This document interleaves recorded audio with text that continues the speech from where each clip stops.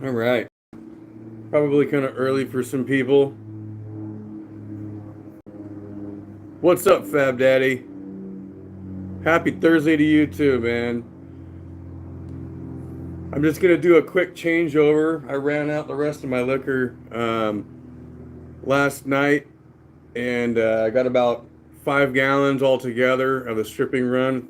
Ended up being it averaged out to about 120 proof, or 60% alcohol by volume. So that's pretty good. About 5 gallons of that, and we're gonna try and replicate that today. But I'm just gonna do a really quick changeover. That's all. Get this get this cleaned up. Get this cleaned up and filled up with the next batch. So let's fucking get to it. Still quite a bit of propane in that, so that's good. And I don't even need to disconnect that. I'm just gonna get it out of the way. Got to get to the valve down there and drain this.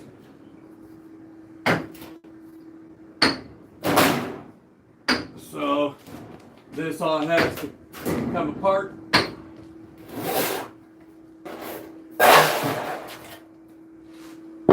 Take down my castle here.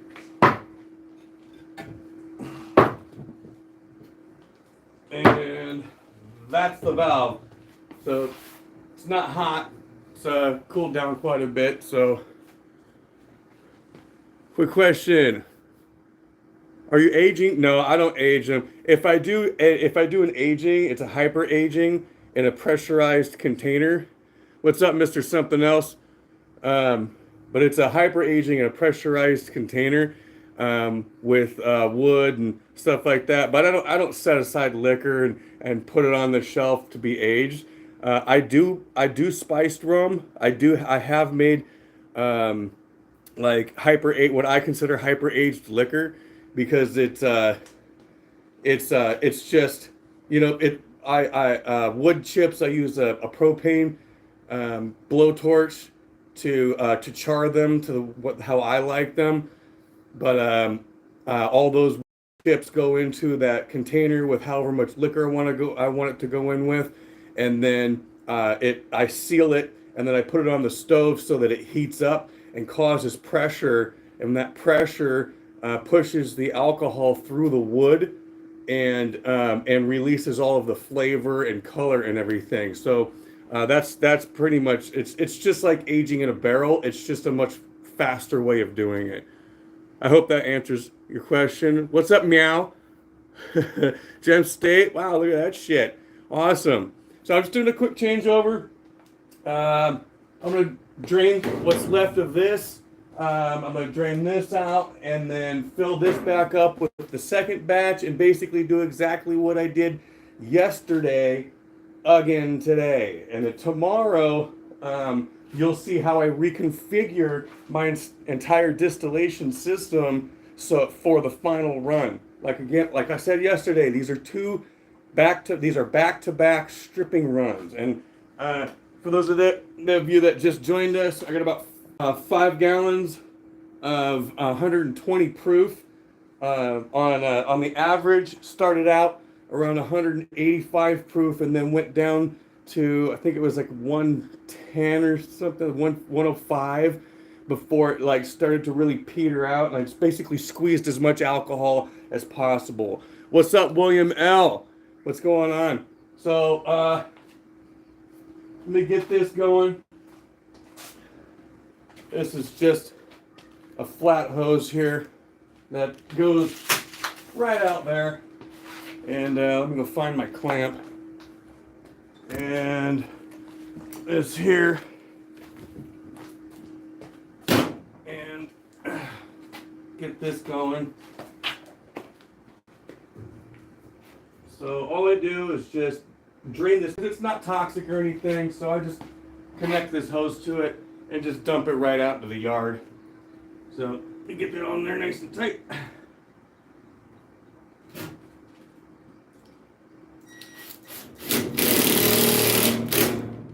So it doesn't leak everywhere. Stretch this up in the yard. Turn that on and drain it. There we go. And then while that's doing that, I'm going to take this off because I'm going to take the cap off. Don't want to lose that.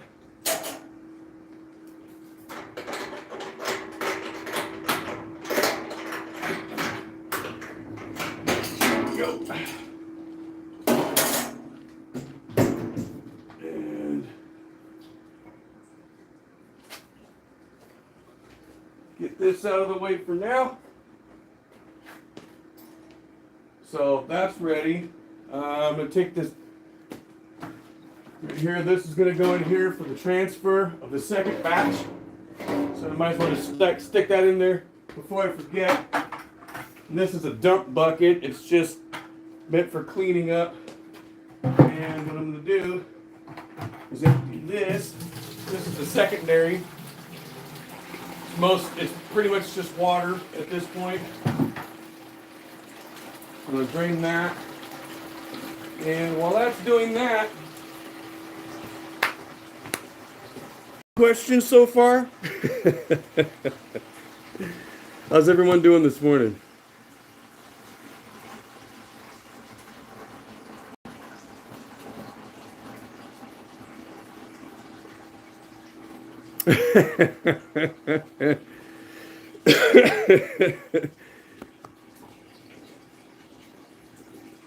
Thank you, William. Yes, please hit that like button. I'd like to do more of these videos and possibly do different types of runs, not just, I mean, like, if you've seen me do it once, you've seen it again. Basically, the only thing I can do different now is, ferment something else other than, pure cane brown sugar for rum. So, what do you do with the secondary? With the thumper, you mean? So after I run this, because I'm going to use this for the second stripping run, but I take all that I strip right here. I take all that I strip from these two runs, and what I'll do is I'll cap this. I'll take this off. I'll cap it right here. And I put a burner underneath this, and I use this as a primary. I completely exclude this portion of the system because this is a 14-gallon tank, or a 14-gallon container, and I'll put in about 8 gallons of all of the stripping run, and then I'll run it one last time at a very low heat, very slowly, so that it purifies the liquor very nicely. So that's what that's for. That's how I use the secondary as a primary, and I'll do that tomorrow about this time. So this is and it takes all day. It stopped running. It stopped pushing out liquor about, oh man, I'd say about 7 o'clock last night. So it takes a while, but yeah, it's good stuff. And then I run it through a charcoal filter and at a really slow rate. That takes another day, and then all that gets set to the side. Yeah, so that if there's any charcoal sediment, it settles to the bottom of a container like this with a spigot on it, and then from there it's 100% safe and good tasting liquor, and I just fill up bottles or whatever the hell I want with it at that point. But yeah, I think I've got it down pretty good. I think I've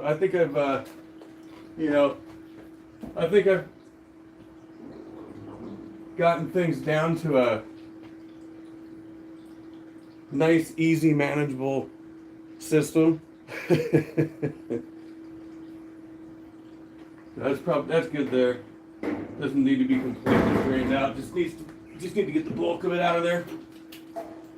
Now, just get this off.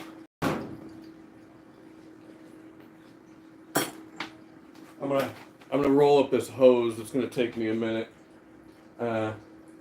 It's better than a regular hose because this is nice and compact. That's why I went with this, but it is kind of a pain in the butt to roll up. So just give me a second.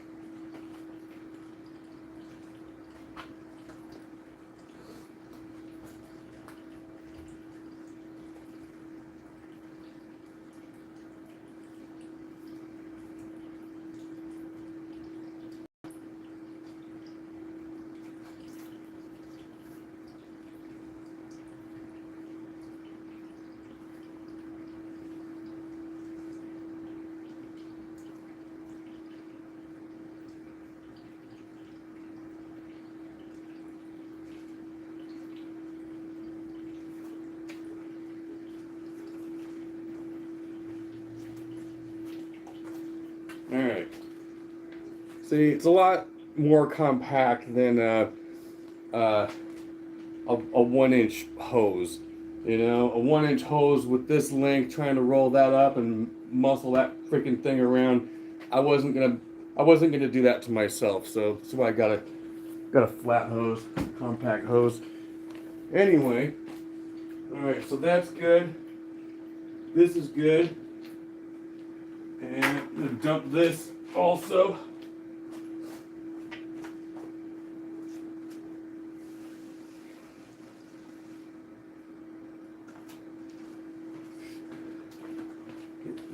Get this over here. Got that ready. That ready. Where's my igniter? Got this ready. Let's get this out of the way, and then let's go take a trip to the fermentation room. All right. Get a couple things out of my way here, and then let's see. Check valves. Check valves. I actually lost about a quarter of a gallon when I start, because when I exclude a 1 gallon jar, like I'll exclude a 1 gallon jar of this, like right off the top, the heads, because it's considered non-consumable liquor. That's the methanol. So after I fill up one of these and I set that to the side, what I do is put a bucket like this right underneath the proofing parrot over here, and that's the stripping run. I just let it run and run and run until nothing's coming out of this. Basically, it's just sputters or like drips barely. So that's what a stripping run, or that's how I do my stripping run. So everything's checking out here. Let's go get that transferred into the still. So let's go for a field trip.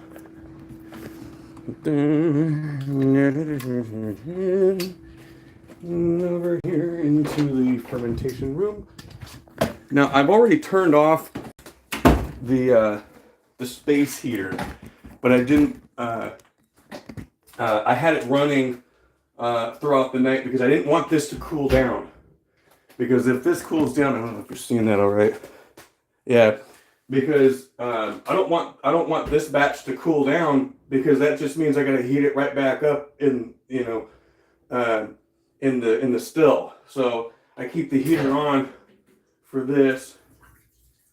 Moisture going on there, and then let's see if we can see nice. So that's our fermented wash.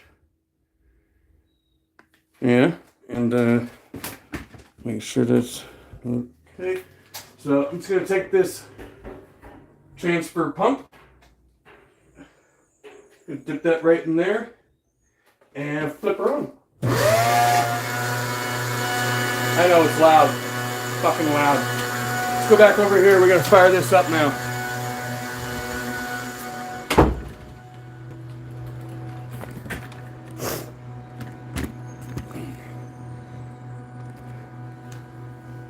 All right, so let's fire this up.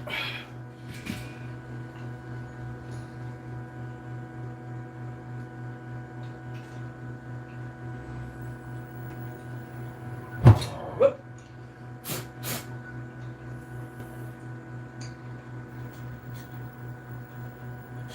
There we go.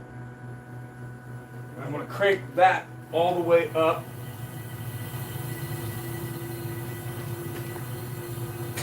get this primed up to heat up the system and rebuild our castle.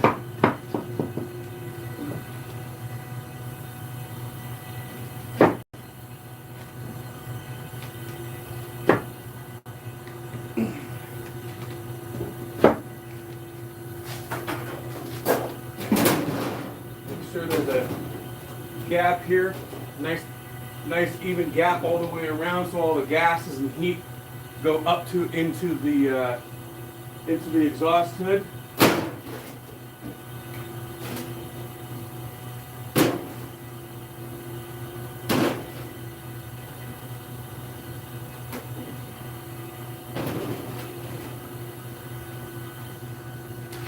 Put this back where it goes.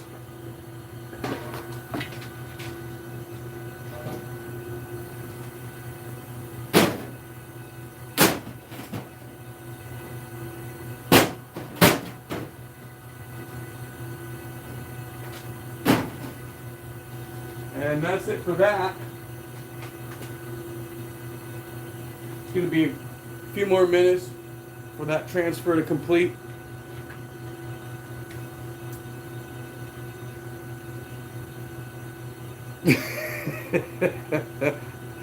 How rude. How much do you pay the government to distill? Funny enough, they pay me.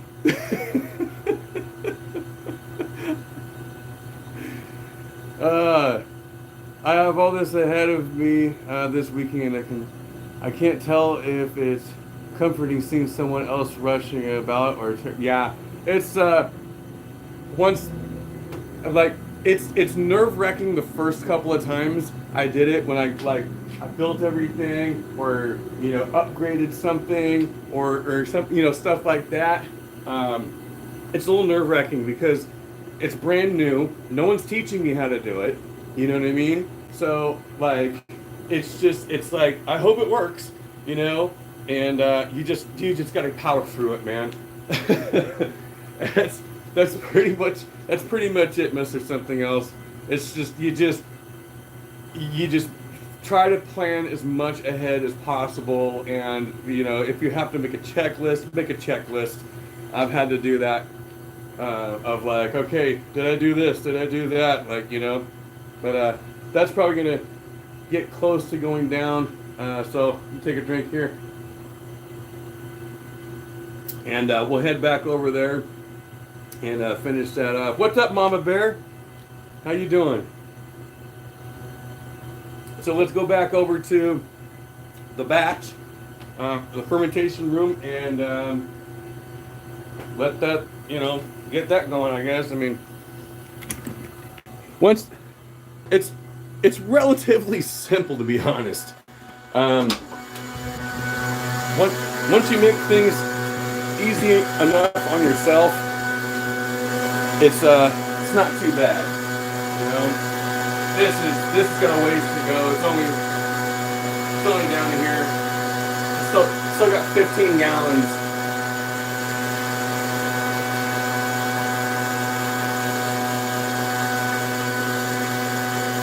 I know, it's noisy. Sorry about that.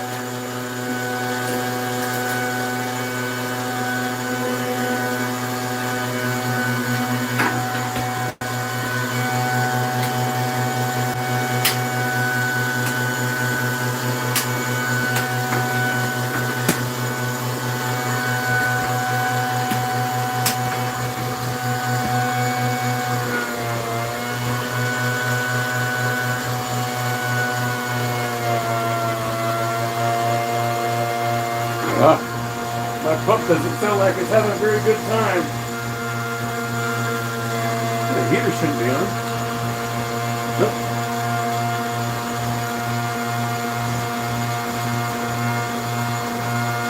Oh, should be fine.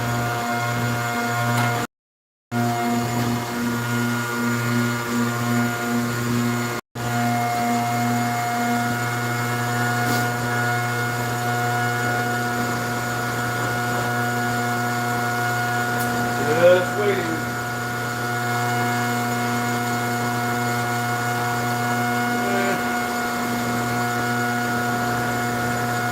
Full gallon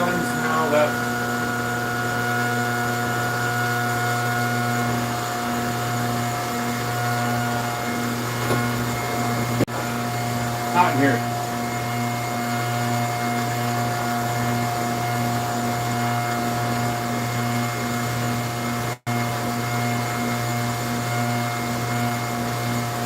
Gallons.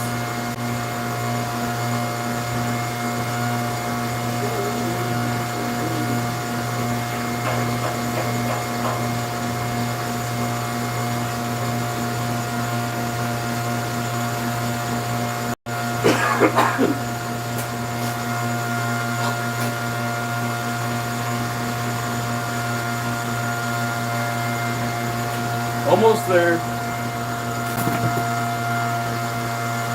And we'll cap it, and that'll pretty much be it.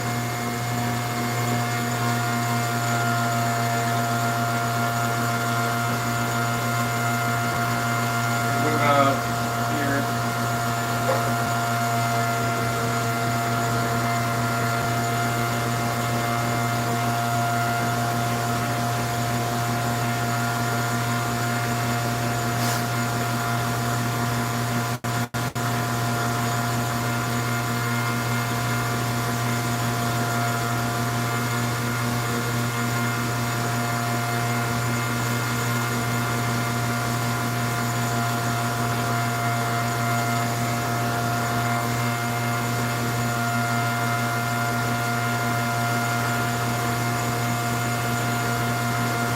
There's 5 gallons left. 5 gallons.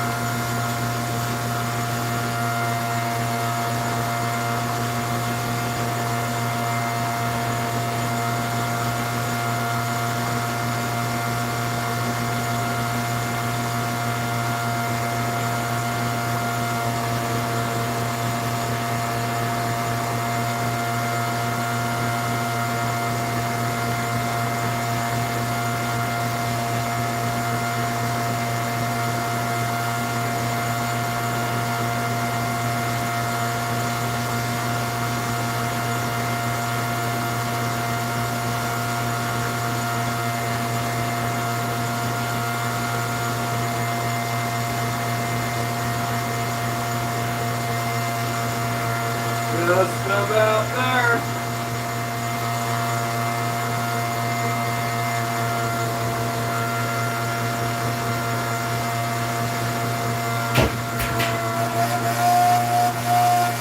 All right.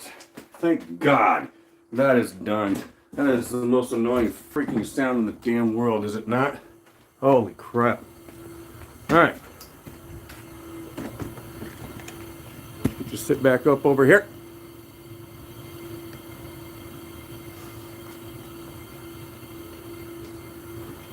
That out of there.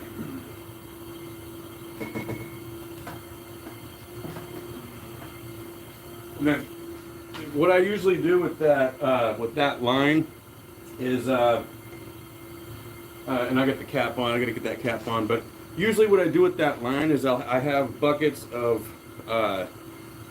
methanol, and what I'll usually do is I'll take one of those buckets and I'll put it in after I clean out the fermentation pots. I'll put one of those buckets in the pot and I'll drop that hose in there, and then I'll put another bucket over here, like this bucket or something, and then I'll just flush the line so it doesn't get all nasty and messed up. So that's, if you're wondering, that's how I do that. That's how I keep that line clean. At some point, I'm probably going to have to replace the entire line just for sanitation purposes, but every time I do a run, that's how I flush the line. So let's get the cap on. I'm going to rinse my hands really quick. That was, they're all sticky and gross.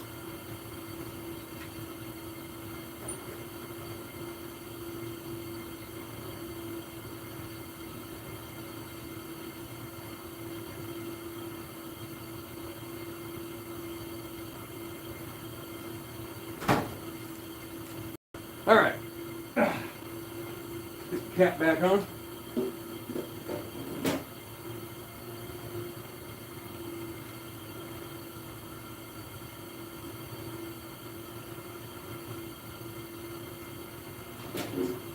So if you're wondering, yeah, that's how hot that gets already. See it steaming up? Yeah, that's how hot that already is. If you're wondering what these are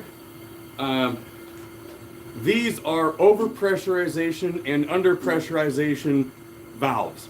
So if the system for some reason becomes overpressured, instead of blowing a gasket somewhere or something, one of these will release the pressure if the system happens to get backed up. Same thing goes with the underpressurization. If if I'm draining, I didn't take the cap off when I drained it when I started emptying it.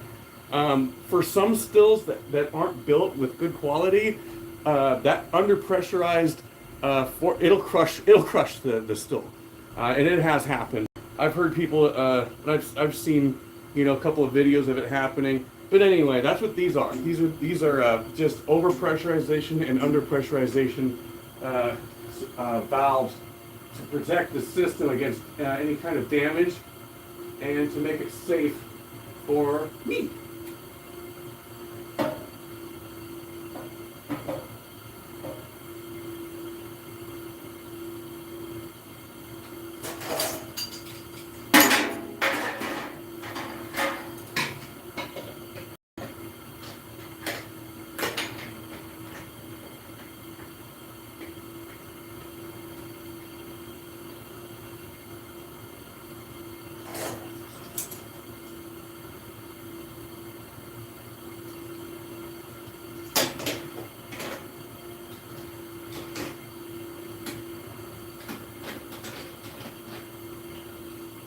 All right then. Check everything. Good. I'm thinking of actually dumping out some of the water in the cooling tower just because it was really hot yesterday. Dumping out about half of it and refilling it with some fresher, cooler water. It's not that it's not cold enough. Like it doesn't need to be like ice cold for the condenser to be effective. But I would like it a little bit cooler, so I think that's something I'm going to do right now. Is while the system is heating up and everything, I'm going to hook up a hose here and dump some of that water out. So let's get these out of the way.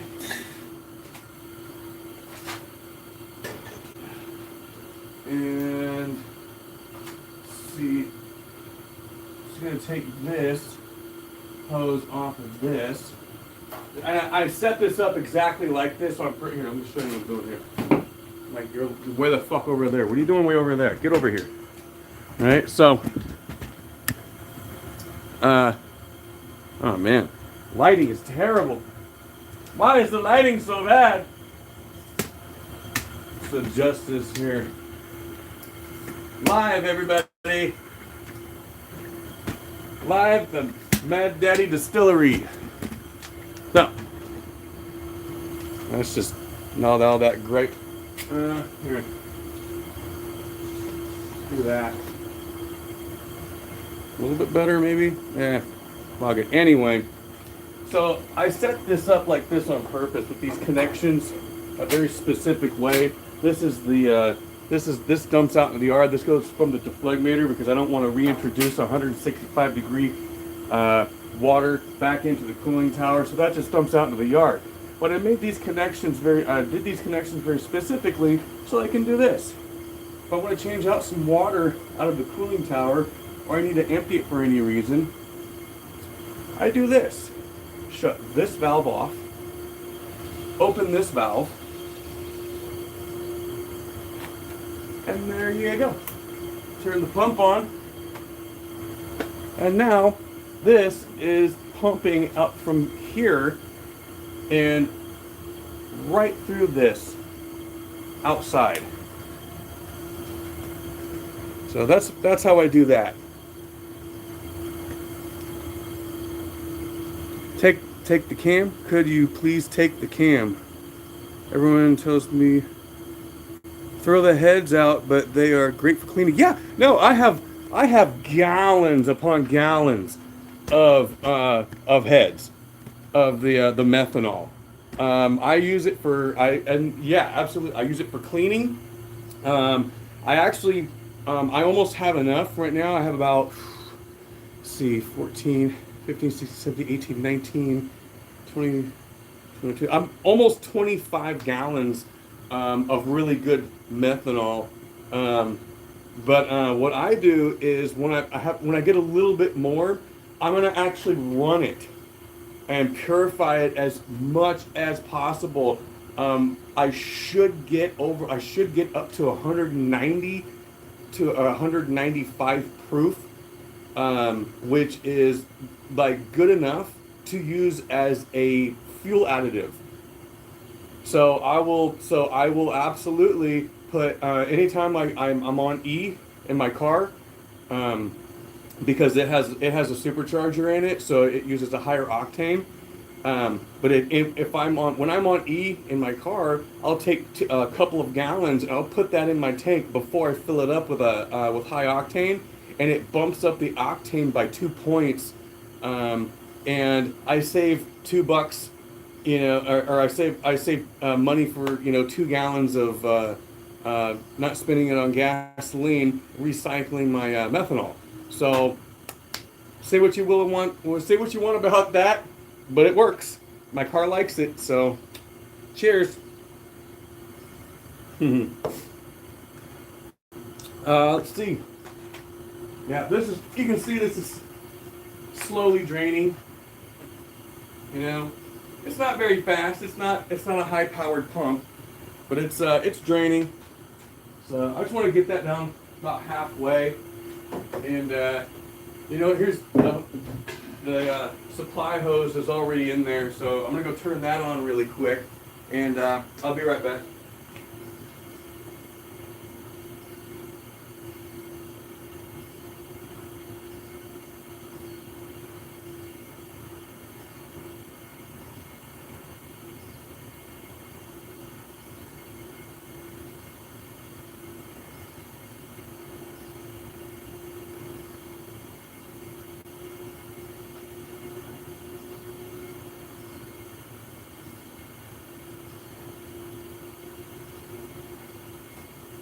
Go. I'm back. That's gonna take a while. I don't know. I think I'm pretty much set right now. Um, you saw how I did this yesterday. As soon as that cooling tower gets down halfway, I'll fill it back up. And other than that, I'm gonna do the same exact thing I did yesterday. So I don't know. Thinking I'm pretty done with this one. What do you think? Gonna shut this off? Hit that like. Thank you all for coming in. Shit, Mr. Something Else. New Hampshire Mount Girl. The hell snuck in there. William. Fab Daddy. Hell yeah. Mama Bear. Good to see you. Since there was a few more here at the beginning, I don't want to forget anyone because I really do appreciate Gem State Jewelry Box. Hell yeah. Thank you. Meow. Chinchilla. Absolutely. Thank you guys for coming in. And I think I'm going to end it here. And then tomorrow, about the same time, you'll see how I reconfigure my still to do a final run. So, thank you, everyone.